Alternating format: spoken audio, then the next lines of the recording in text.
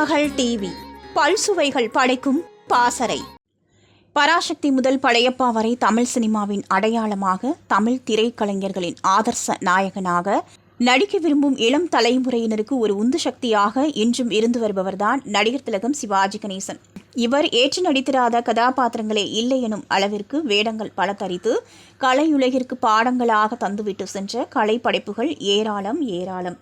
தென்னிந்திய மொழிகளில் ஏறக்குறைய 288 திரைப்படங்கள் வரை நடித்திருக்கும் இவர், அவற்றில் நாயகனாக நடித்திருக்கும் திரைப்படங்களின் எண்ணிக்கை மட்டுமே 250 என்பது அவரது அசாத்திய சாதனைக்கு ஒரு சான்று.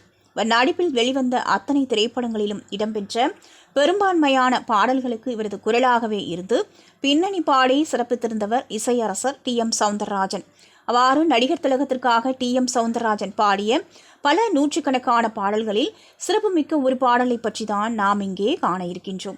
1972ஆம் ஆண்டு நடிகர் திலகம் சிவாஜி கணேசனின் கலையுலக பயணத்தில் ஒரு சிறப்புமிக்க ஆண்டாகவே எடுத்துக்கொள்ளலாம். இந்த ஆண்டில் சிவாஜியின் நடிப்பில் வெளிவந்த திரைப்படங்களின் எண்ணிக்கை 7. அவற்றில் 6 திரைப்படங்கள் நடிகர் திலகம் சிவாஜி கணேசனுக்கு பெரும் வெற்றியை தேடித்தந்த திரைப்படங்களாக அமைந்திருந்தது.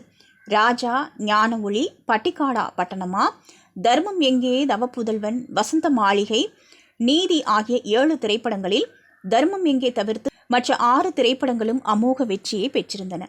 குறிப்பாக விக்டர் ஹயுகோவின் நாவலை தழுவி எடுக்கப்பட்ட இவரது ஞான ஒளி திரைப்படத்தின் பாடல்கள் அனைத்தும் என்றும் திரை இசை ரசிகர்கள் அனைவராலும் கொண்டாடப்பட்டு வருகின்றன.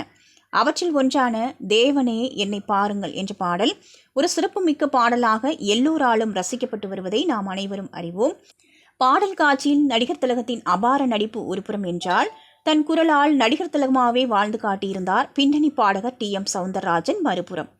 முதலில் இந்த பாடலின் இடையே வரும் வசனங்களான oh my lord pardon me, உங்கள் மந்தையிலிருந்து 2 ஆடுகள் வேறு வேறு பாதையில் போய்விட்டன, இரண்டும் சந்தித்த போது பேச முடியவில்லையே போன்ற ஒரு சில வசனங்களை சிவாஜி தனது குரலில் பேச மறுப்பு தெரிவிக்க, பின்னர் பாடல் பதிவின் போது இசைக்குழுவில் உள்ள மிமிக்கிரி கலைஞர்களை வைத்து சிவாஜி போல் பேச வைத்து முயற்சித்தும் பயனளிக்காமல் போக, இறுதியாக பின்னணி பாடகர் டி.எம். சௌந்தரராஜனையே சிவாஜி போல் பேச வைத்து பாடலை பதிவு செய்து விடலாம் என யோசித்து டி.எம். சௌந்தரராஜனிடம் சொல்ல, அதன்படி டி.எம். சௌந்தரராஜன் சிவாஜியிடம் இந்த வசனத்தை நீங்கள் எப்படி பேசுவீர்கள் என பேச வைத்து கேட்டு, அதன் பின்னர் அந்த பாடலின் இடையிடையே வரும் வசனங்களையும் சிவாஜி போலவே பேசி பாடலை பாடி சிவாஜியின் குரலாகவே வாழ்ந்து அந்த பாடலை ஒரு காவிய பாடலாக்கி தந்திருப்பார் டி.எம். சௌந்தரராஜன். திருமகள் டிவியை லைக் செய்து உங்கள் நண்பர்களுக்கும் ஷேர் செய்வதுடன் சப்ஸ்கிரைப் செய்து ஆதரவு தாருங்கள்.